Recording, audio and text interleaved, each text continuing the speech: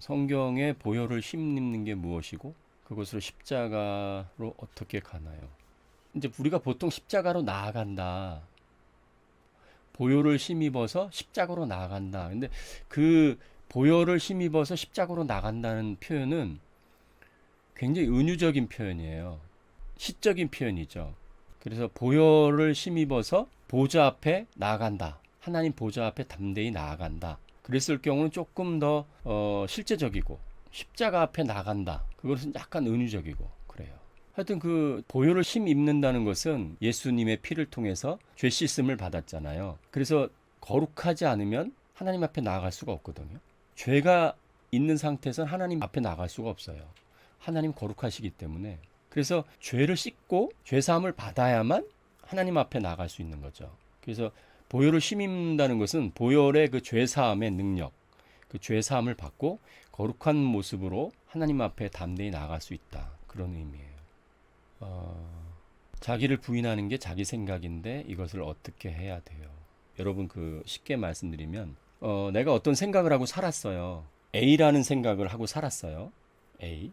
근데 살다가 어떤 책을 읽게 됐는데 그 책을 쓴 사람이 굉장히 훌륭한 사람이에요. 그 사람이 그 책을 통해서 A라는 생각보다는 B라는 생각이 더 좋다. 여러 가지 그 예화를 들어가면서 설명을 했어요. 그래서 제가 책을 읽으면서 아, 내가 A라는 생각을 갖고 살아왔는데 이 책을 보니까 B가 훨씬 좋네. 그럴 때는 A를 버리죠. A라는 생각을 버리고 B라는 생각을 취할 거 아니에요. 그래서 A를 버리는 것이 자기를 부인하는 거거든요. 그게 쉽게 얘기하면. 그러니까 예수님께서 나를 따라오려거든 자기를 부인하고 그렇게 말씀하셨잖아요. 그런데 그 자기를 부인하라는 말은 내가 A라는 생각을 갖고 있는데 A라는 생각이 굉장히 좋을 수도 있고 훌륭할 수도 있는데 예수님께서 말씀하신 그 말씀이 훨씬 더 좋은 거예요.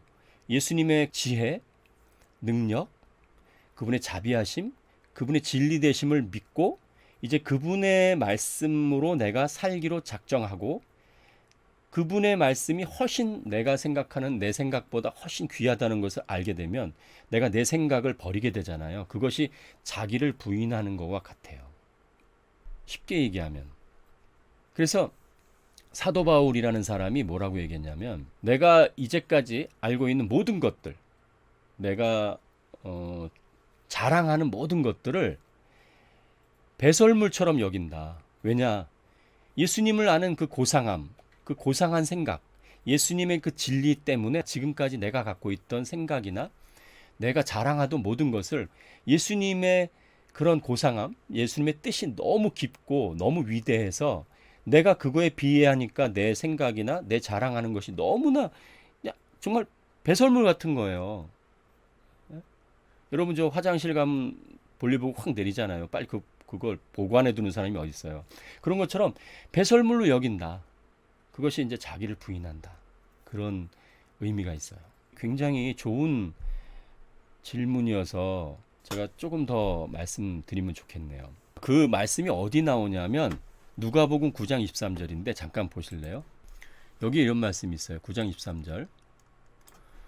또 무리에게 이르시되 아무든지 나를 따라오려거든 자기를 부인하고 날마다 제 십자가를 지고 나를 따를 것이니라. 십자가를 지고 나를 따를 것이니라. 그러니까 자기를 부인한다는 것은 예수님을 따라가려면 정말 자기를 부인할 수밖에 없죠. 우리가 등산을 하게 될 때도 마찬가지인데 등산을 정말 어마어마하게 잘하는 사람이 이제 안내할 때 그 등산하는 사람이 그 안내하는 다에 따라서 우리가 그 사람이 시키는 대로 해야 되잖아요. 너무 위험하니까. 뭐 가벼운 산 같은 경우는 그냥 산책해도 관계없는데 아주 험한 그런 산을 우리가 등반할 때 그런 위대한 등반가들이 우리를 안내한다면 우리가 자기 생각을 버려야 되잖아요. 자기 생각을 버리고 그 위대한 등반가가 얘기하는 대로 따라가야 되잖아요. 그런 것처럼 예수님이 자기를 부인하라. 예수님을 따라가려면 당연히 그것이 우리에게 유익이기 때문에 자기를 부인하라. 이렇게 말씀하세요. 그리고 여기 한 가지 더 있는데 자기 십자가를 지고 이런 말이 있어요. 자기 십자가를 지고. 여기 좀 기억해 두세요. 누가복음 9장 23절 자기 십자가를 지고 이스라엘 백성들이 이제 애굽에서 하나님께서 구원해 내셨잖아요. 그래서 그들이 이제 홍해를 건넜잖아요. 홍해를. 그리고 이제 광야를 지나서 제 2세대가 요단강을 건널 때 참 특이한 일이 벌어졌어요. 제가 예전에도 한번 말씀드렸는데 이 홍해를 걷는다는 것은 어떤 세상에 대한 욕심, 어떤 세속화에 대한 것을 끊는 것을 얘기하고 광야에서 하나님의 어떤 기적과 인도하심을 경험한 이스라엘 백성들이 이제 가나안 땅에 들어갈 때 최종 관문이 요단강인데 그 요단강을 건널 때 모습이 여호수아에 나와요. 여호수아. 여기 이걸 먼저 기억해 두세요. 제 십자가를 지고 나를 따를 것이니라 그랬잖아요. 여기 제 십자가를 지라 그랬잖아요. 지라고. 근데 여호수아를 잠깐 가보시면 여호수아 4장에 가면 이런 말씀이 있어요. 이 홍해를 건널 때는 홍해가 갈라진 다음에 이스라엘 백성이 그냥 건넜거든요. 그런데 요단강을 건널 때는 조금 더 말씀이 있어요. 요단강을 건너고 끝난 게 아니었어요. 여기 보니까 4장 1절 보면 그 모든 백성이 요단을 건너가기를 마침에 여호와께서 여호수아에게 말씀하여 이르시되 백성의 각 지파에 한 사람씩 12사람을 택하고 그들에게 명령하여 이르기를 요단 가운데 제사장들의 발이 굳게 선 그곳에서 돌 12를 택하여 그것을 가져다가 오늘 밤 너희가 유숙할 그곳에 두게 하라 하시니라. 여호수아가 이스라엘 자손 중에서 각 지파에 한 사람씩 준비한 그 12사람을 불러 그들에게 이르되 요단 가운데로 들어가서 너희 하나님 여호와의 궤 앞으로 가서 이스라엘 자손의 지파 수대로 각기 돌 한 개씩을 가져다가 어깨에 매라 그랬잖아요. 여기 보면 어깨에 매라. 아까 누가복음에서 십자가를 지고 그랬죠. 돌 하나씩 가져다가 어깨에 매라. 제사장이 그 법궤를 가지고 있을 그때 아직 그 물이 이제 끊어졌을 그때에 특이한 일이 벌어지는 거예요. 거기 들어가서 12지파 대표 12명을 뽑아가지고 지파 수대로 돌 한 개씩 12개를 어깨에 매라 그러는 거예요. 어깨에 매라. 그래서 제가 여러분에게 그런 말씀 여러 번 드린 것 같은데 광야에서도 하나님의 권능을 맛보고 기적을 맛보지만 요단강을 건널 때는요. 이 요단강이 어떻게 보면 최후의 보루구덩이야. 근데 요단강을 건너려면 십자가를 져야 돼요. 그게 뭐냐면 자아를 부인해야 돼요. 지금 아까 저 설명하신 것처럼 자기를 부인하라 이 말씀이에요. 요단강이라는 의미는 좀 다른 의미가 있어요. 거기서 하나님이 우리에게 가르쳐 주고자 하는 교훈이 있어요. 그 죽음의 강이잖아요. 거기서 살아난 그들에게 이 십자가를 졌다는 것은 그 당시에 로마 시대 때 만약에 어떤 사람이 십자가를 지고 가면 다른 사람이 딱 봤을 때 저 사람은 죽었구나 라고 생각하는 거예요. 십자가를 지고 가는 사람이 살아날 가능성은 제로예요. 제로. 그럼 우리는 가끔 그러잖아요. 뭐 십자가를 지고 나를 따라오라 그러니까 아유 안 믿는 남편이 안 믿는 아내가 뭐 자식이 십자가라고 그런 의미가 아닙니다. 그런 의미가 절대 아니고요. 십자가는 죽는다는 의미예요. 그래서 요단강에서 완전히 죽었다는 것을 의미하는 거예요. 그 돌을 통해서 그 돌을 어깨에 맨다는 것은 내가 이제 죽고 주님만이 사셨다는 것을. 왜냐하면 주님의 말씀이 주님이 진리시니까. 진리라는 것은 모든 것의 해답이잖아요. 우리가 자기를 부인한다는 것은 어려워요. 어떤 면에서는. 그런데 알면 굉장히 어떤 면에서는 또 쉬운 건데 알기 전까지 너무 어려운 거예요. 또 물과 성령으로 거듭나지 않으면 아무도 주를 뵙지 못한다고 하셨는데 거듭났는지 어떻게 알 수 있을까요? 구원과 거듭남은 같다고 볼 수 있는 걸까요? 진실로 진실로 내게 이르노니 사람이 물과 성령으로 거듭나지 아니하면 하나님 나라에 들어갈 수 없느니라. 구원과 거듭남은 어떻게 보면 같다고 볼 수도 있어요. 같다고 볼 수 있는데 구원과 거듭남은 조금 차이가 있죠. 그죠? 구원받기 위해서는 반드시 거듭나야 되잖아요. 거듭나지 않은 사람이 구원받을 수 없잖아요. 그리고 구원받은 사람들은 반드시 거듭났고 그러니까 굉장히 깊은 관계가 있고 연관성이 있죠. 떨어질래야 떨어질 수 없는 것이죠. 그리고 구원이라는 것이 우리가 처음에 그 아담의 자손으로 태어났을 때 그때는 이미 심판을 받은 상태잖아요. 그죠? 아담이 죽으리라, 너가 먹으면 정령 죽으리라 했던 그 선악을 알게 하는 나무의 실과를 먹었기 때문에 영적으로는 죽었죠. 그죠? 그래서 모든 인류는 구원을 받아야 되는데 우리가 보통 그렇게 생각해요. 예수 믿고 구원 받으세요. 그러면 뭐 예수천당, 불신 지옥. 그러면 예수님을 믿으면 천국 가고 예수님을 안 믿으면 지옥 간다. 그래서 나는 얼핏 들으면 중간 같아요. 중간에 있는 것 같거든요. 근데 중간에 있는 게 아니에요. 이미 심판을 받은 상태에 있는 거예요. 그래서 예수님은, 재림하시는 예수님은 심판의 주로 오시지만 지금 초림하신 예수님은 구원의 주로 오셨거든요. 구원자로 오신 거예요. 그래서 지금은 은혜예요. 은혜 받을 만한 때예요. 지금은 여러분 막 심판을 하면 안 됩니다. 예수 안 믿으면 지옥 가, 막 그렇게 얘기하는 게 아니에요. 이미 심판을 받은 상태예요. 지옥의 자식들이고 이미 멸망의 자식들이고 이미 멸망받은 상태이기 때문에 예수님을 믿어야만 되는 거예요. 예수님을 믿어야만 그 멸망의 자리에서 구원받을 수 있는 거거든요. 그 예수님을 믿어야만 또 거듭나는 거예요. 근데 우리가 가끔 이제 예수천당 불신지옥 뭐 이런 얘기도 많이 듣고, 예수 믿고 천국 가세요, 예수 안 믿으면 지옥 가요, 예수 안 믿으면 지옥 가요, 이러니까 내가 예수님을 안 믿으면 지옥 가고 예수님을 믿으니까 천국 가니까 좀 더 시간이 있네 라고 생각할 수 있어요. 그래서 나 죽기 전에 예수님 믿으면 되지. 아니 여러분, 물에 빠져가지고 좀 죽어가는 것도 아니고 이미 죽은 상태니까요. 이미 심판을 받은 상태예요. 그럼 우리가 당장 오늘 밤에 어떻게 될 줄 알아요? 내일 어떻게 될 줄 알아요? 여러분과 제가 좀 긴장해야 될 부분이 있는 게 뭐냐면, 가족 중에 예수님을 안 믿는 분들이 있잖아요. 그럼 긴장하셔야 돼요. 여유가 없어요. 왜냐하면 언제 어떻게 될지 모르기 때문이에요. 저도 마찬가지지만 좀 그런 것이 항상 우리 마음속에 있어요. 오늘은 우리는 안 죽을 거야. 그래서 누가 돌아가셨다든가 그 장례식장 가면은 우리가 위로하잖아요. 무슨 말로도 위로할 수가 없네 하고 눈물을 흘리지만, 여러분 우리도 똑같은 상황이에요. 우리도 더 나은 게 없어요. 그분이 먼저 가신 거는 하나님이 부르신 거고, 이 태어날 때는 순서대로 태어나지만 갈 때는 순서가 없어요. 어제 저희 딸아이가 친구 만나러 왔는데, 그 친구가 이 머리에 암이 생겼다는 거예요. 머리가 좀 어지럽고 그래가지고 병원을 가서 봤더니 암이 생겼대요.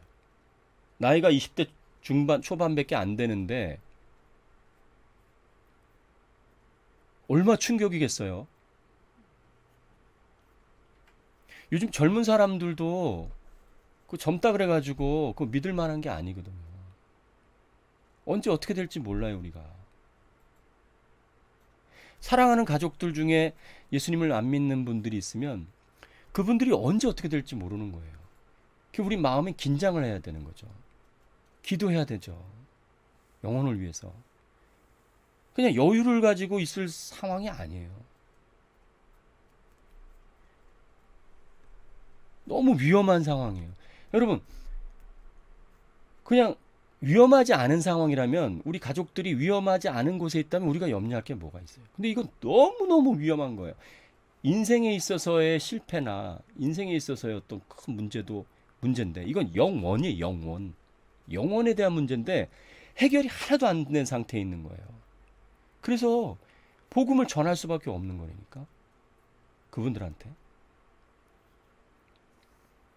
그러니까 어떤 분들 가끔 예수님 믿으세요? 그렇게 하면, 아유 뭐 지금은 할 일이 많아서 좀 나중에 나중에 죽기 전에 좀 믿죠, 뭐 이런 식으로 넘어가는데, 이게 그렇게 넘어갈 일이 아니라니까요. 이게 그렇다고 우리가 또 막 그냥 또 너무 막 이렇게 하면 또 역효과가 나죠. 그러니까 복음을 정확히 설명을 할 수 있어요. 이 줄을 배집 못한다는 그 말 자체가, 이 우리가 3차원 공간에 있기 때문에 우리가 구원받지 못했을 때는 눈에 보이는 게 다였어요. 눈에 보이는 게. 근데 우리가 거듭나게 되거나 그러면 눈에 보이지 않던 세상에 대한 관심이 생기는 거예요. 우리가 이 세상을 보면서도 이 세상에서 어떤 꽃들이 아름답고 어떤 강아지가 너무 이쁘잖아요. 그러면 우리가 눈이 떠지지 않았을 때는 그 강아지가 그냥 이뻐요. 너무 이뻐요. 너무 귀여워. 요즘에 유튜브 보면 그런 강아지들, 고양이들 나오잖아요. 너무 이뻐요. 이게 만지고 싶을 정도로 너무너무 이뻐요. 너무너무 귀엽고. 근데 그걸 보면서 거듭나게 되고 영적인 눈이 떠지게 되면 거기서 뭘 보냐면 하나님을 보게 돼요. 어떻게 보게 되냐면 야, 하나님 어떻게 이렇게 이쁘게 창조하셨을까?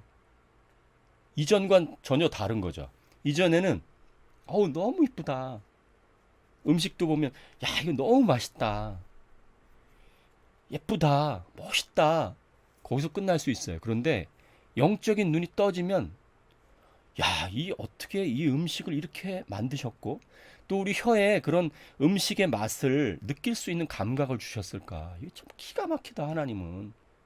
그리고 야, 내가 영원한 나라에서 주님의 나라에서 그 생명과일 그런 것을 맛볼 때는 어떨까? 지금 여러분과 제가 이 땅에서 먹는 거는요 온전치가 않잖아요. 뭐 아무리 그 뭐 농약을 안 쳤해도 이 시판되는 게 완전히 익어가지고 과일이 진짜 먹음직스러울 때 먹지 못하잖아요. 거기가 보면 억지로 익혔다든가 좀 덜 익었을 때 팔잖아요. 만약에 완전히 익었을 때 과일을 팔면은 아마 장사 다 망할 거요. 금방 상하잖아요. 그러니까 거의 다 익지 않았을 때 따거나 또 억지로 익혔거나 익지 않은 걸. 그래서 저는 과일을 먹을 때마다 참 그런 기도가 나와요. 주님, 정말 주님 나라에서 완벽한 과일을 한번 먹고 싶네요. 여러분, 여러분 그런 기도 안 하는가요? 저는 하는데 예전에 저희 장인어른이 큰 교회 목사님이셨어요. 근데 그 큰 교회다 보니까 기도원이 있어요. 근데 그 기도원에 과수원이 있었거든요. 과수원이. 저는 지금도 잊을 수가 없어요. 그 과수원이 자두나무, 자두 과수원이었는데, 그건 파는 게 아니잖아요, 자두를. 물론, 나중에 따가지고, 나눠주기도 하고 한데, 그 자두가 완전히 익었을 때, 제가 나무에 가서 따서 먹어봤거든요. 자두가 노랗게 익었을 때, 잊혀지지가 않아요. 얼마나 맛있는지. 그런 자두를 먹어본 일이 없고, 살 수도 없어요. 만약에 내가 과수원을 한다면 몰라도 그 노랗게 익은 그 자두가 딱 한번 씹을 때 그 맛이 지금도 잊혀지지가 않은데 아마 여러분도 아마 그런 경험 다 했을 것 같은데 정말 그 제대로 된 과일 제대로 못 먹거든요. 그런데 그걸 먹으면서 예전에는 그랬을 것 같아요. 전 예전엔 그랬어요. 그때는 제가 하나님을 믿는다 하면서 예수님이 나의 구주야. 그리고 죄사함에 대한 부분 믿고 또 그랬지만 그런 영적인 눈은 그때는 안 떨어진 것 같아요. 그래서 그때는 먹으면서도 맛있다. 이거 정말 맛있네. 이렇게만 했지. 야, 이거 지금 하나님이 이걸 어떻게 이렇게 맛있게 만드셨을까? 그런 생각을 안 해봤어요, 제가. 근데 아까 말씀드렸듯이 하나님을 볼 수 없다는 말이 그런 의미가 있는 거예요. 이 모든 대자연 속에도 또 사람을 보면서 우리 여러분 아들이나 여러분 자식이나 또 어머니 아버지나 형제 자매나 아내나 남편을 보면서 야, 하나님이 어떻게 저렇게 사랑스러운 오빠를 주셨을까? 아니면 여동생을 주셨을까? 또 어머니 아버지 야, 하나님이 어떻게 이렇게 나를 사랑하셔서 물론 어머니 아버지한테 학대를 받은 분들도 계실 거예요. 그런 경우는 좀 다르겠지만 어쨌든 아니면 학교 존경하는 선생님이라든지 또 교회 목사님이라든지 친구라든지 친구를 보면서도 그냥 친구야 그러지 말고 이제는 그러지 않고 하나님이 나에게 정말 좋은 친구를 주셨구나. 나를 정말 사랑하고 나를 늘 생각해주고 배려해주는 하나님 너무 감사하네요. 이렇게 생각을 하게 되는 거예요. 생각 자체가 하나님을 보게 되는 거예요. 거듭나게 되면. 모든 것에서 다 하나님을 보게 돼요. 그래서 항상 기뻐하라. 범사에 감사하라가 불가능한 것 같잖아요. 범사에 어떻게 우리 감사합니까? 그런데 범사에 감사할 수 있는 상황이 되는 거죠. 그게 너무너무 신기한 거예요. 너무너무 신기한 거예요. 저희 가족에게 복음을 전했는데 받아들이지 않아서 하나님의 시간표를 기다리고 있어요. 가족이 아직 어, 제일 힘든 게 제가 볼 때는 제일 가까이 있는 사람들이거든요. 왜 힘드냐면 우리의 비리를 다 알고 있기 때문에 우리가 가까이 있는 사람들한테는 별 조심을 하지 않잖아요. 그리고 또 막 할 수도 있고 또 편하게 하기 때문에 오히려 좀 거리가 있는 사람들한테는 좋은 모습만 보일 수 있잖아요. 그래서 오히려 복음을 전하기가 좋을 수 있는데 이게 가까이 가족 같은 경우에는 우리의 그 치부를 다 보고 계시잖아요. 그래가지고 우리의 연약했던 또 우리가 가까운 분들한테 감정적으로 뭐 화내고 또 짜증내고 그럴 때도 많잖아요. 그죠? 그래서 그런 모습으로 인해서 오히려 가까이 있는 분들에게 복음 전하기가 정말 어려워요. 쉽지가 않아요. 그래서 가족들이 믿지 않는 분들, 뭐 남편이나 아내나 자식이나 또 부모님이나 친구나 이런 경우에는 몇 배의 정말 몇 배 노력을 해야 돼요. 정말입니다. 제가 어제 제 친구 말씀드렸잖아요. 제 친구가 몇 사람 안 된다 그랬잖아요. 그런데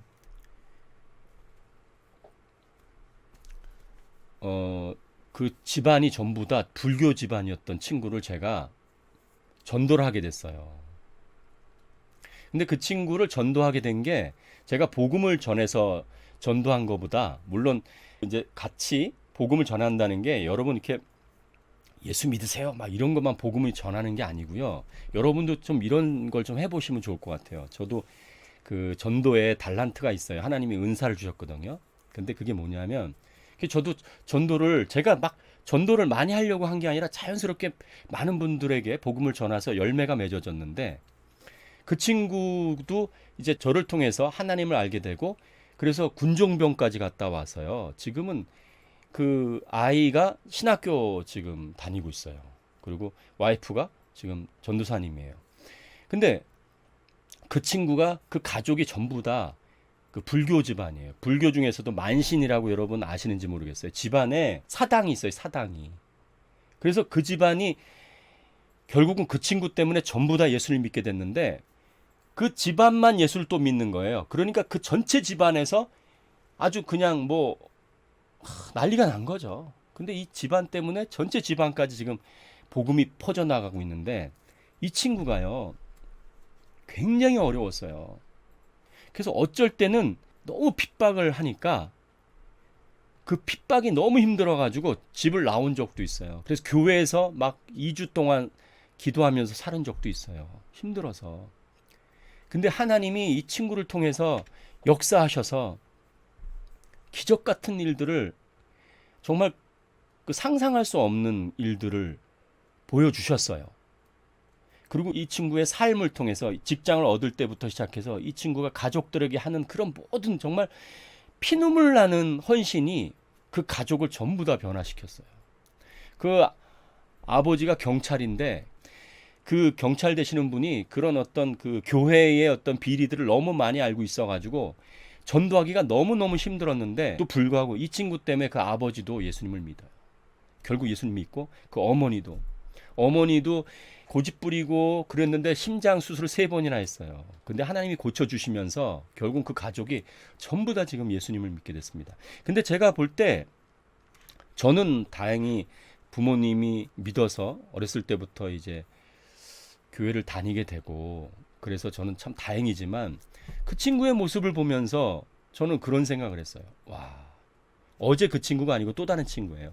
어제 그 친구도 좀 그런 내용이 있지만 어쨌든 야 정말 이 가족을 전도한다는 거는 참 어려운 일이고 많은 분들이 기도해 줘야 될 부분이구나 그런 생각을 제가 늘 해요. 그래서 제가 기도해 드릴게요. 저도 기도해 드릴게요. 물과 성령으로 거듭나는 법. 어떻게 보면은 우리가 물과 성령으로 거듭난다 할 때 그냥 결국 물과 성령으로 거듭나야 되잖아요. 근데 법은 물과 성령으로 거듭나게 하시는 분은 하나님이에요. 그러니까 그 방법은 우리에게 없어요. 그런데 우리가 할 수 있는 것, 그것이 바로 복음이에요. 그래서 복음이 일반적으로 종이 이렇게 나눠주면서 예수님 믿으세요. 그것도 이제 복음의 한 부분인데 그건 너무나 그 복음을 전하기에는 너무나 부족하고, 여러분과 제가 아는 지식, 지금까지 알고 있는 지식 있잖아요. 예수님이 어떠한 분이고 세상이 어떻게 이렇게 해서 망가졌고 모든 사람이 어떻게 죄 가운데 거했고 모든 사람이 그 죄 가운데 죽었을 때 어떻게 됐고 영원한 멸망이 기다리고 있는데 예수님이 하나님의 아들로서 그 죄 사함의 문제를 해결하기 위해서 이 땅에 오신 이런 복음에 대한 부분을 잘 설명해 줘야 돼요. 그 복음을. 그래서 구원은 들음에서 나는 거예요. 들음. 하나님 말씀을 들음에서 나는 거예요. 그 복음을 들음으로 나는 거예요. 그래서 복음을 정확하게 가르쳐 줘야 돼요. 그 지금 아까 말씀드린 그 만신 그 불교 집안이었던 그 친구가 같이 어떻게 복음을 알게 됐냐면 같이 이제 음악을 좋아하니까 저하고 같이 음악을 하게 됐어요. 근데 그 친구가 이제 클래식 기타 반이었거든요. 근데 제가 어렸을 때부터 이제 클래식 기타를 어떻게 치게 돼가지고 클래식 기타의 강사를 제가 하게 됐네요. 어떻게? 그래서 그 친구하고 계속 같이 클래식 기타 연주도 하면서 또 같이 하다 보니까 제가 찬양을 좋아하니까 찬양도 같이 하게 된 거예요. 근데 찬양이 여러분 파워풀하잖아요. 멋있잖아요. 찬양이. 가슴을 때리는 그 찬양. 그런 찬양을 통해서 서서히 이 친구가 자기가 생각했던 기독교가 아니라는 것을 알게 됐어요. 자기가 불교 집안에 있었고 아버지가 경찰이었기 때문에 기독교에 대해서 어떻게 보면 겉에서 보는 기독교하고 안에 들어와서 보는 기독교가 다르잖아요, 여러분. 우리가 종교가 아니잖아요, 사실은. 이건 거듭남이고 하나님과의 만남이고 인격이고 이런 차원의 것들을 서서히 알게 된 거죠. 그리고 이제 교회 행사가 있을 때마다 또 제가 초대해서 같이 이렇게 연주도 하다 보니까 교회에서 예배도 드리고 또 말씀 듣다 보니까 서서히 자연스럽게 복음이 들어가게 된 거예요. 너무 감사하죠. 그러니까 물과 성령으로 하나님께서 거듭나게 해주신 거예요. 그러니까 제가 한 것은 그가 복음을 들을 수 있도록 해주고 제가 아는 예수님을 소개해주고 제가 할 수 있는 것을 한 거예요. 그래서 그 양문 곁에 있던 그 안진뱅이를 일으킬 때, 그 베드로와 요한이 일으킬 때 내가 은과 금은 없으나 내가 내게 주노니 예수 그리스도의 이름으로 일어나라 그랬잖아요. 근데 은과 금은 없어요. 그런데 그들 안에는 예수 그리스도로 일으키게 하는 성령이 계셨어요. 그래서 일으킨 거거든요. 그래서 우리가 갖고 있는 것, 우리는 베드로와 요한처럼 안진뱅이 일으킬 수 있는 은사가 없다면 우리가 갖고 있는 게 뭡니까? 라면이라도 하나 사다가, 내가 어렵고 힘든 사람한테 라면 한 두세 봉지 사다가 그거 주면서 힘내세요. 내가 할 수 있는 걸 하는 거예요. 복음을 전한다는 게 꼭 설교를 하고 그런 차원이 아니라 여러분 삶에서 우리가 할 수 있는 거 있잖아요. 나한테 주는 재능. 제가 아까 말씀드렸죠. 저는 또 음악을 좀 좋아하고 찬양을 좋아해서 그걸 통해서 그냥 복음이 전해진 거예요. 자연스럽게. 그러니까 여러분도 여러분이 갖고 있는 수많은 그런 은사가 있어요. 지체들이기 때문에 다 그런 은사가 있거든요. 어떤 분들은 위로를 잘하고 어떤 분은 잘 웃고 어떤 분은 참 권유를 잘하고 또 어떤 분은 또 예를 들어서 뭐 수학을 잘하고 영어를 잘하면 그런 것들을 이렇게 통해서 가르쳐주고 하면서 복음이 자연스럽게 전해지는 거예요. 그러면 그들이 거듭나게 되고 보지 못했던 영적인 세계를 보면서 하나님을 만나게 되는 거예요. 그게 굉장히 중요한 거거든요. 우리가 할 수 있는 것이 많지 않습니다. 우리가 뭐 위대한 그런 복음 전도자처럼 설교를 잘 할 수 있으면 얼마나 좋겠습니까? 더 많은 사람들에게 그냥 복음을 전할 수 있을지 몰라도 우리 각자는요. 우리 각자 있는 거 다 무시할 수가 없어요. 아주 작은 거라도 우리 각자는 다 지체 안에서 하나님 주신 은사를 갖고 있기 때문에 다 소중한 거예요. 그 소중한 것은 위력을 발휘합니다. 우리 몸에서 가장 연약한 것이 병에 들면요. 우리 몸 전체가 약한 거예요. 그래서 전체가 균형 있게 건강한 게 중요해요. 어느 한 곳이 좀 연약한 부분이 만약에 병이 들죠. 그러면 몸 전체가 병이 들었다고 보는 거예요. 그렇다고 우리가 병 들었다고 막 탑니까? 아니잖아요. 그걸 치료하려고 노력하고 그런 것처럼 우리 지체는 다 연약하고 부족하지만 그 하나님이 주신 은사고 하나님이 우리에게 주신 거기 때문에 그것은 굉장히 중요한 역할을 합니다. 그래서 자기가 나는 은과 금이 없어도 베드로 요한처럼 내게 갖고 있는 것으로 내게 주노니 여러분이 할 수 있는 것을 하시면 하나님의 능력이 나타납니다. 그 전도법이라 해서 전도하는 방법을 배우는 것은 어떤 면에서 유익이 될 수 있어요. 근데 제가 개인적으로 생각할 때 그 전도법을 통해서 하는 것도 물론 유익이 있겠지만 자기 각자 가지고 있는 그 재능, 각자가 좋아하는 거. 어떤 분이 꽃을 좋아한다면 그 꽃을 좋아하는 걸 통해서도 얼마든지 복음을 전할 수 있고요. 각자가 가지고 있는 어떤 취미나 각자 갖고 있는 어떤 작은 능력이라도 그것이 사용될 때 하나님이 엄청나게 크게 사용해요. 여러분 그 오병이어의 기적을 아시죠? 그 오병이어의 기적을 처음에 누가 갖고 있었습니까? 그 도시락을 갖고 왔잖아요. 그 도시락 갖고 온 그 소년의 그 도시락 하나가 엄청나게 많은 사람들을 배부르게 했잖아요. 아무것도 아니었잖아요, 그 사실은. 근데 그 아무것도 아닌 오병이어 그 도시락을 가지고 주님이 축사하시니까 어마어마한 일이 벌어졌잖아요. 우리는 주님의 능력을 과소평가할 때가 많아요. 우리의 능력만 바라볼 때가 많습니다. 약할 때 강함 되시는 하나님이라고 자주 듣지만 우리는 우리의 생각과 우리의 능력에 너무 초점이 많이 맞춰 있습니다. 그래서 그것 때문에 우린 슬퍼지고요. 우울해져요. 너무 가진 게 없다는 생각을 가져요. 너무 재능도 없고 진짜 볼품없다는 생각을 가져요. 저도 마찬가지였습니다. 지금도 여러분 중에 그런 생각을 갖고 계신다면 찬양하셔야 됩니다. 왜? 우리의 연약함을 통해서 일하시는 분이 주님이시고 그래서 주님이 홀로 영광 받으시기에 합당하신 분이고 주님만이 높여드릴 수 있는 거고요. 우리는 그것으로 인해서 겸손해질 수 있는 거예요. 오히려 여러분 하나님을 믿기 어려운 분들은요. 너무 많이 갖고 있는 분들입니다. 그래서 예수님도 부자가 천국 가는 게 어렵다고 말씀하신 게 가난한 사람보다 부자가 너무나 많은 것을 갖고 있었기 때문에 그 부자 관원도 고민하면서 결국 떠나갔잖아요. 우리가 없으면 고민할 일이 별로 없었지만 너무 많이 갖고 있을 때 오히려 재능이 많고 잘생기고 이쁘고 그러면 오히려 하나님을 믿기가 더 어렵다는 거예요. 쉽지 않습니다. 오히려 나를 너무 의지할 테니까 내가 능력이 너무 많으니까 내가 하나님께 기도하지 않아도 내 능력 좀만 발휘하면 돈 벌고 사람들한테 인기 있고 내가 하나님께 기도할 게 뭐가 있겠어요. 많이 가지면 가질수록 이런 돈이 많으면 돈 가지고 못할 일이 어디 있습니까? 요즘에는 돈 갖고 다 하잖아요. 교회도 돈이 많은 사람이 더 큰 교회를 짓고 더 많이 부흥시킬 것 같잖아요.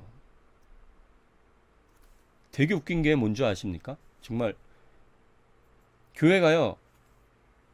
전도를 안 하잖아요. 요즘에 교회 전도를 안 해요.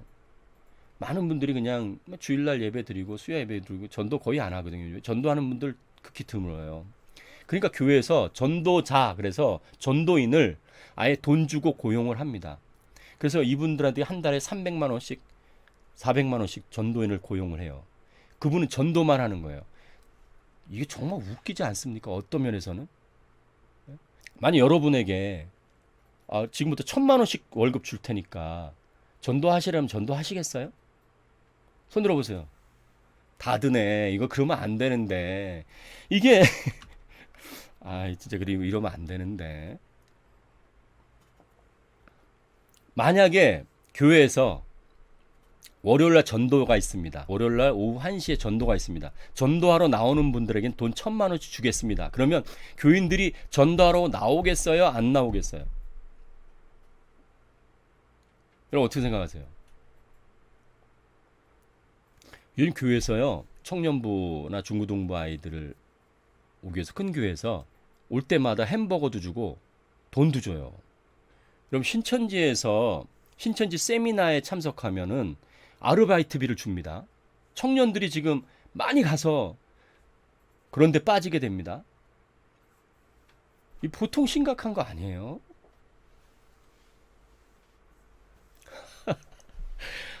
매어 터질 것 같죠? 정말입니다. 아니, 돈이 이게 얼마나 파워풀한 이게 근데 주님이 뭐라고 하셨어요? 하나를 중히 여기면 하나를 경히 여긴다 그랬잖아요. 하나를 중요하게 여기면 하나를 가볍게 여긴다 그랬잖아요. 근데 지금은 제가 볼 때는 말로는 주님 얘기하지만 돈이 더 위대한 것 같아요. 돈 때문에 생각을 이게 상식적인 거를 못해요. 돈 때문에 싸워요, 교회가. 예배당을 누가 차지하느냐 때문에 싸운다니까요. 교회 재산 때문에 싸우고.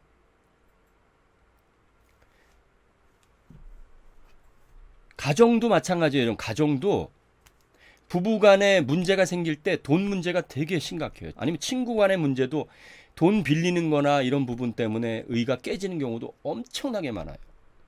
돈 못 갚아서 친구한테 친구니까 돈을 빌려줬는데 또 보증을 서줬는데 그렇게 안 된 거예요. 그래서 돈 때문에 인간관계가 다 깨지고 돈 때문에 신앙이 깨지고 교회에서도요.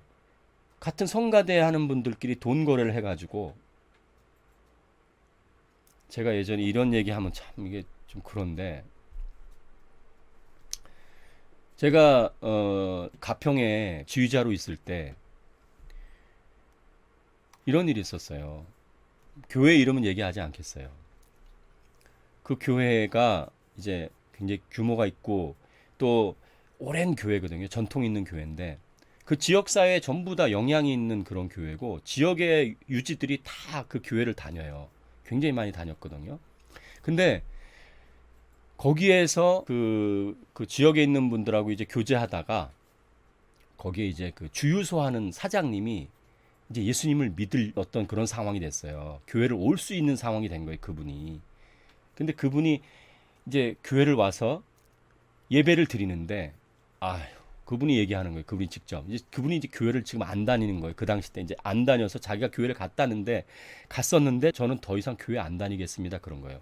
그래서 제가 물어본 거예요. 아니, 왜 교회를 안 다닙니까? 그랬더니 그분이 주유소 사장님인데 그 가평 쪽에는요. 그 육개를 굉장히 많이 해요. 육개. 그러니까 육개가 뭐냐면 그 뭐예요? 닭. 그 치킨, 여러분 치킨 좋아하시잖아요. 그 치킨을 한 몇만 마리씩 키우는 그런 일을 하시는 분들이 장로님이고 안수 집사님이고 그래요. 근데 이 육개를 하는데 이 육개가 몇만 마리를 키우다 보니까 이게 겨울 같은 때는요. 그 보일러를 떼어줘야 되잖아요. 추우니까. 근데 보일러에 기름을 쓰려면 그 주유소에서 기름을 쓰거든요. 근데 겨울에 육개를 하면서 항상 돈이 있어서 하는 게 아니라 참 이게 빚이 엄청나게 많아요. 그래서 그냥 주유소에서 끌어다가 그냥 외상으로 쓰는 거예요. 그리고는 이게 몇 년이 돼도 못 갚는 거예요. 근데 주유소가 이런 분들이 한두 명이 아니니까 이 주유소 이분이 돈이 많았는데도 거의 망할 지경이 된 거예요. 돈을 회수가 안 되니까. 그런데 그래서 힘들어서 교회를 갔더니 교회 앞에 앉아 있는 장로님, 안수 집사님들이 다 자기한테 빚진 사람인 거예요. 자긴 죽을 지경인데 거기 그걸 보면서 나 교회 안 나간다. 나 교회 못 다니겠다.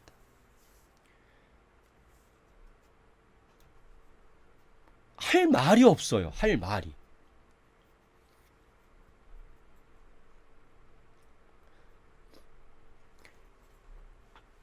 아니 이게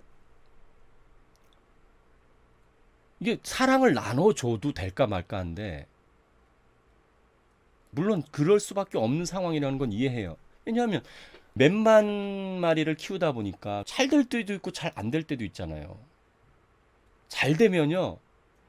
또 가격이 떨어져요. 그래서 요즘에 그 뉴스 보면은 그 배추가 잘 된 그 해는 막 배추를 팔 수가 없으니까 너무 싸니까 인건비도 안 나오니까 막 배추를 뒤엎고 뭐 귤을 뒤엎고 그 아까운 걸 그냥 피눈물 나는 그걸 보는 거죠. 그거를 그냥 땅에다 묻어버리고 이게 현실이에요. 이게 우리가 사는 세상이 그렇습니다. 뜻대로 잘 되면은 이 마귀 새끼가 가만히 있겠습니까? 원수인 이놈이 우리가 잘 되는 걸 보겠습니까? 근데 어쨌든 그런 상황에서 피치 못하게 그런 상황이 됐다 할지라도 복음이 가리워지는 거예요. 복음이.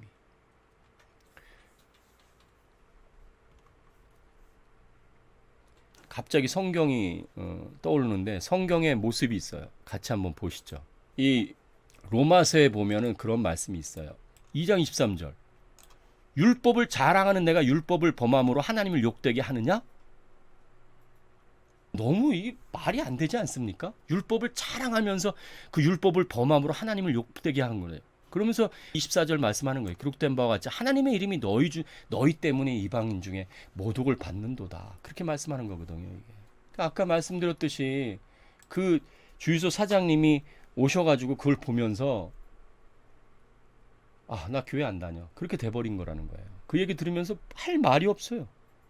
뭐라고 얘기하겠어요? 여러분과 제가 교회 다니는 게 부끄러울 때가 있습니다. 그쵸? 왜 부끄럽습니까? 교회라는 곳에서 하나님의 영광을 드러내고 모든 사람이 칭찬받으면 내가 교회 다니는 거에 대해서 자랑스럽잖아요. 근데 교회가 맨날 사람들한테 입에 오르내리고 교회가 망신당하고 욕을 먹고 그러면 내가 교회 다닌다고 할 수 있겠어요? 지금 여러분과 제가 예수님 믿는다고 하는데 교회라는 간판을 붙인 그런 많은 교회들이 하나님의 영광을 드러내고 사람에게 칭찬을 받지 못하고 사람들에게 오히려 욕을 먹고 망신당하고 아까 이방인 중에 모독을 받는 그 유대인들처럼 그런 모습을 보인다면 내가 교회 다닌다고 얘기할 수 있겠어요? 내가 자랑할 수 있겠어요? 그래서 예수님께서 그 바리새인들에게 이 독사의 자식들아, 이 사단의 자식아 라고 막 아주 그 강력하게 욕을 하신 거죠. 선생이라고 하면서 맹인을 인도하는 자, 자기의 눈도 멀었으면서 다른 사람을 인도하는 자, 우상을 가증 여기면서 신사의 물건을 막 도둑질하는 거, 굉장히 있을 수 없는 거죠. 여러분과 제가 할 일이 많은 시대입니다. 지금이 제가 볼 때는 아주 깜깜할수록 빛이 더 소중하잖아요. 조그만 빛이라도.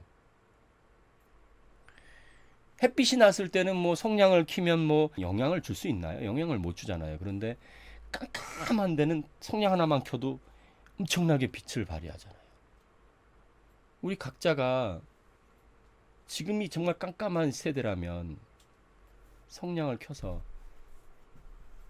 그 성냥불이 엄청나게 영향을 줄 수 있는 거죠. 지금이 여러분과 제가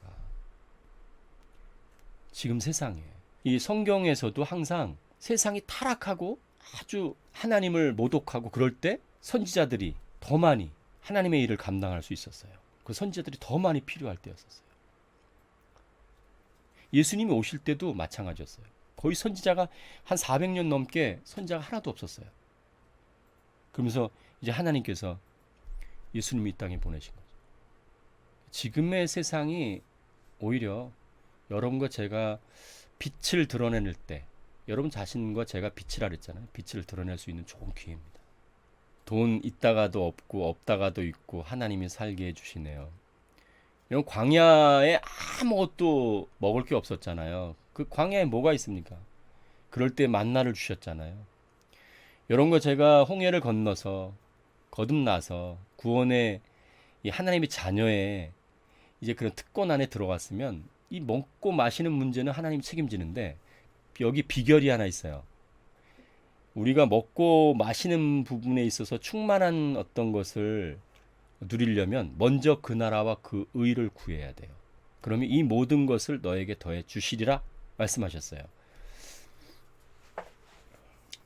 저는 여러분에게 이 비결을 강력하게 말씀드릴 수 있어요. 먼저 그 나라와 그 의를 구하라. 그러면 이 모든 것을 너에게 더하시리라. 여러분과 저를 주님이 책임져 주세요. 육신의 생각은 사망이고 영의 생각은 생명과 평안이라 했잖아요. 우리가 무엇을 생각하면서 살아가는 게 중요해요. 그리고 아까 말씀드렸듯이 3차원 공간에 있어서 보이는 것만 보고 살아가는 게 아니고 그 보이는 것 속에 역사하시는 주님을 바라보면서 살면 하나님의 뜻이 하늘에서 이루어진 것 같이 땅에서도 이루어집니다. 하나님이 더 잘하세요. 우리보다. 우리의 필요한 모든 것을 더 잘하신다. 저는 지금 이미 제가 전에도 말씀드렸잖아요. KBS 다음으로 이 재력이 제일 빵빵한 데가 기독교 방송국이에요. 그러니까 지금 저기 극동방송국이라고 아시죠? 극동방송이라 가지고 저는 깜짝 놀랐어요. 지금 사랑의 교회가 그 건물 짓는데 몇 천억 들었습니다. 지금 한국 교회에 세계적인 교회가 한두 개가 아니에요. 세계적인 교회를 세울 수 있는 그 돈은 다 어디서 났나요? 세계 10개 그 대형 교회가 우리나라에 있어요. 그런데 우리나라에 왜 이렇게 기독교인 중에 가난한 사람이 많을까요? 저는 하나님이 이 교회에 그리스도인들에게 엄청나게 부어주고 있는데 그것을 나누질 못한다고 생각해요. 저는. 돈이 없어서가 아니에요. 이것은 원리가 없어서 그래요.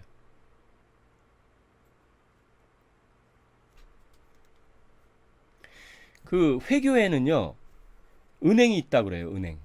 회교 안에 있는 은행이 있는데 그 은행에서 무이자로 빌려준대요. 돈을. 힘든 사람들한테. 기독교에 어마어마하게 하나님이 이 교회에 어마어마한 돈을 부어주시고 풍요를 부어주시는데 전부 다 건물 짓고 주차장 짓느냐고 돈 다 허비해요. 유럽 교회 똑같았어요. 어마어마한 큰 교회들이 다 지금 무슨 뭐 술집, 나이트클럽, 또 기념관, 한국 교회도 지금 또 따라가고 있어요. 그 건물 질 걸 가지고 좀 거기 교인들에게 좀 나눠주면 안 되나? 그 교인들, 가난한 사람들, 빚진 사람들 빚 좀 갚아주고 그랬으면 한국에 있는 기독교인들은 빚이 없었을 거예요. 제가 볼 때. 교회들이 가난한 사람을 돌아봤다면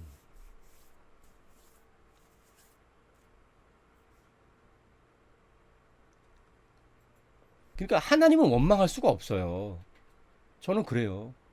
저는 이게 아파트나 이렇게 가면서 건물들 보면 지금은 교회들이 작은 교회들이 별로 없어요. 물론 작은 교회도 어마어마하게 많죠. 2층에 개척교회도 많지만 작은 교회도 사실 꿈을 꾸고 있는 게 큰 교회 아닙니까?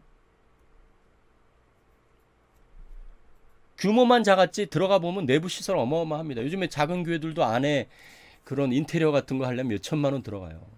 그래서 제가 전에 말씀드렸듯이 부동산 엄청나게 많은데 교회 부동산이 어마어마하게 많아요. 교회 건물들도요.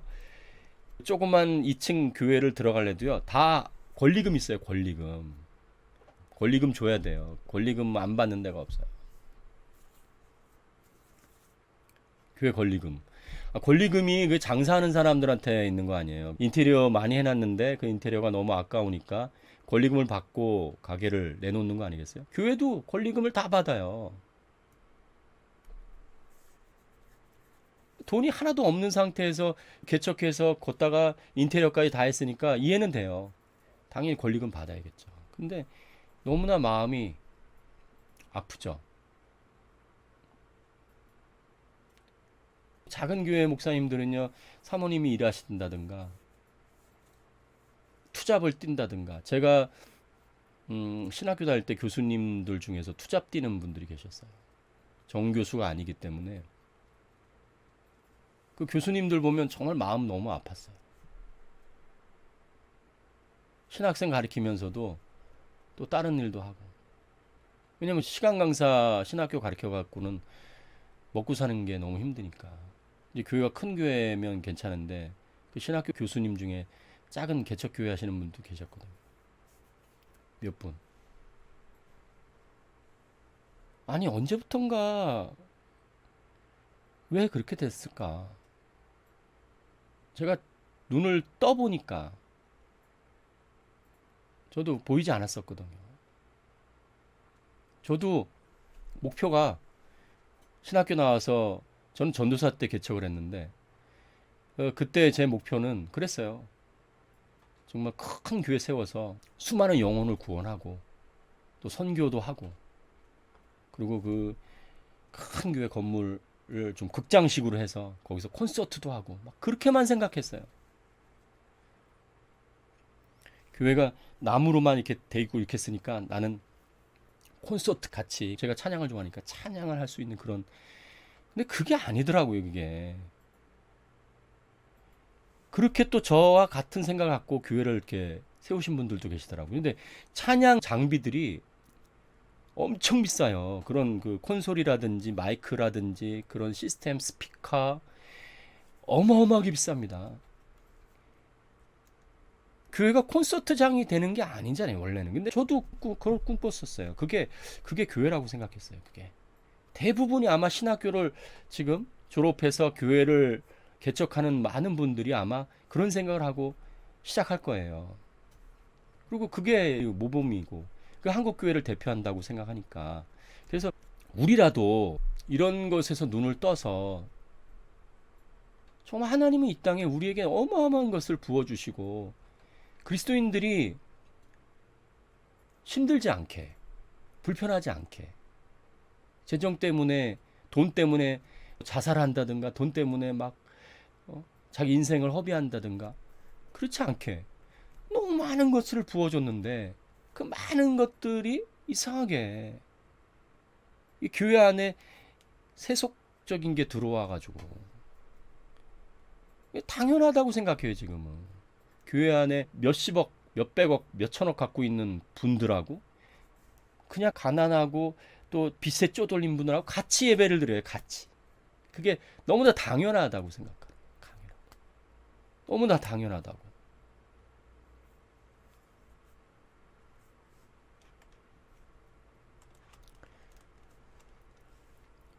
교회가 어떤 어려운 환경에 있는 사람들에게 그 공부를 가르치고 교회에서 혜택을 주고, 저도 참 감사하게도 교회에서 장학금을 받았거든요.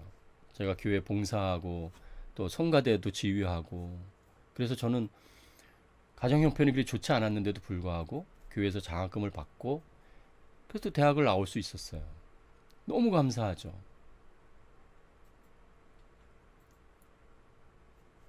지금도 많은 학생들이 아르바이트 때문에, 요즘에는 이제 대학 졸업하기 전에 그 나라에서 또 돈을 빌려주잖아요. 학자금 대출 같이. 그 졸업하자마자 걔네들은 몇 천만 원씩 빚을 지고 시작하거든요. 그리고 학교 다닐 때도 진짜 돈 쓸 일이 요즘 되게 많더라고요. 요즘 청년들은 진짜 음식 하나 먹더라도 가격이 너무 비싸요. 우리 학교 다닐 때는 라면 뭐 몇천 원이고 뭐 김밥 먹고 그러면 되는데 지금은 뭐 음식도 너무 비싸요. 그러니까 한 달에 용돈이 많이 들어간단 말이에요. 친구 만나서 뭐 하다 보면 뭐 커피도 엄청 비싸잖아요. 그 요즘 아이들은 쓸 돈이 엄청나게 많아요. 그러니까 부족해요. 그러니까 아르바이트예요.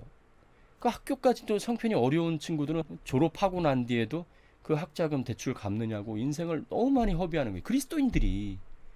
근데 교회는 몇 천억씩 들여서 건물을 짓고 일주일에 들어오는 어마어마한 그런 선교비나 이런 것들이 어디로 다 가는지 모르게.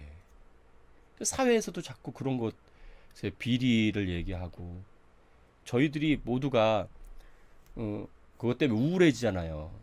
아까 그 주유소 그 사장님이 교회 안에 들어와서 그걸 보면서 그 신앙을 잃어버리는 모습 보면서 근데 우울한 것처럼 우리가 현실 속에서 힘들고 어려운 사람들에게 복음을 전해서 교회 안에 들어와서 교회 안에서 그런 혜택을 누리게 하고 또 그 교회 안에서 그런 아름다운 모습을 보면서 하나님을 발견하고, 여러분 하나님을 어떻게 봅니까? 우리가 아까 좋은 질문해 주셨는데 하나님을 만나는 방법, 하나님 볼 수 있는 방법이 뭐예요? 너희가 서로 사랑하면 그럼 너희가 내 제자인 줄 알 것이다. 너희가 하나가 되면, 너희가 통일되면 예수님을 하나님이 보내신 자로 알 것이다.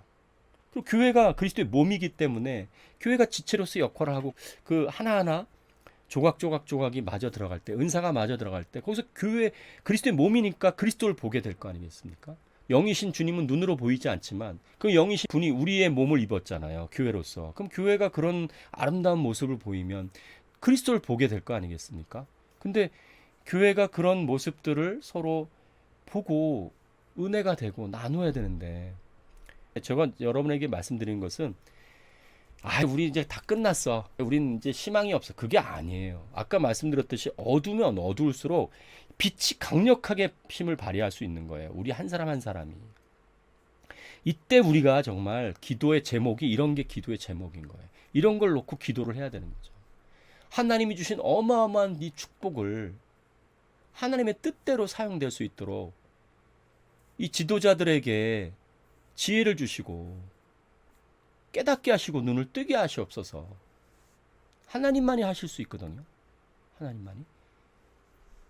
여러분과 우리의 삶 속에서 가까운 친구들에게, 가까운 친척, 형제, 부모, 자식, 우리의 역할을 할 때 그게 가장 어렵거든요. 그렇지만 가장 가까운 사람들이 제일 먼저 혜택을 받아야 돼요.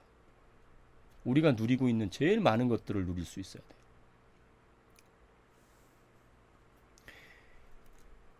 그리스도의 이 교회는 이 우리의 몸과 같고 또 지체와 같고 가족과 같다 그랬어요. 여러분, 가족 중에 만약에 한 사람이 예를 들어서 장관이 됐어요. 아니면 사업이 잘 됐어요. 그러면 그 모든 가족이 다 혜택을 받죠. 가족이니까. 근데 교회는 어때요? 어느 분이 사업이 잘 돼가지고 엄청나게 돈을 벌었어요. 그럼 그 교회가 전부 다 혜택을 받아야 되는데 그렇지는 않잖아요. 그러니까 이런 부분들이 좀 눈이 떠졌으면 좋겠어요. 많은 분들이. 교회는 한 몸이고 그리스도의 지체고 우리 각자에게 준 그 달란트를 결국은 이게 몸은 서로를 위해서 존재하는 것처럼 서로를 위해서 헌신하고 봉사하면 우리가 함께 하고 있는 이 세상이 정말 아름다운 세상이 되지 않을까. 저는 이런 모임을 꿈꾸고 있고 이런 모임이 만들어질 거라고 저는 확신해요. 왜냐하면 우리가 이런 것을 배워서 이런 것을 우리가 실천에 옮길 수가 있으면 우리는 그런 이 세상에서 주님이 꿈꾸는 교회가 우리 맛볼 수 있다고 생각하고 반드시 맛봐야 된다고 생각을 해요. 여러분과 제가 이런 교회를 위해서 기도해야 돼요. 지금에 있는 교회들도 그렇게 바뀌기를 기도해야 되고 그런 교회가 이 땅에 나타나기를 기도해야 돼요. 어쨌든 우리가 죽고 난 뒤에는 또 그 교회가 또 타락해서 어떻게 될지 모르겠지만 우리가 존재할 그때까지는, 우리가 살아갈 그때까지는 이런 교회들이 이 땅에 모습을 보여야만 되고 그리스도를 이 땅에 드러내야만 된다고 저는 생각해요. 그래서 여러분들에게 지금 계속해서 제가 이런 말씀을 나누고 있는 거거든요. 그리고 이런 교제를 나누고 있는 것이고. 그래서 이렇게 함께 나눌 때, 이렇게 함께 기도할 때 하나님의 이런 소원인 거주지가 이 땅에 분명히 도래할 것이라고 저는 믿어요. 여러분도 이걸 위해서 기도했으면 좋겠어요. 오늘 또 함께 해주신 여러분 감사합니다. 제가 여러분에게 뭐 이런 한국 교회의 모습들을 얘기할 때 좀 마음이 굉장히 아프거든요. 그리고 이렇게 해서 뭐 어떤 거 있잖아요. 비판을 해가지고 자기가 높아지려는 게 있잖아요. 그런 게 아니고요.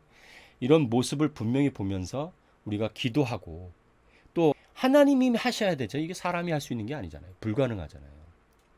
그래서 여러분과 제가 기도 제목을 이런 것을 가지고 하나님 앞에 나아갈 때 하나님이 이 뜻이 반드시 이루어질 거라고 믿어요.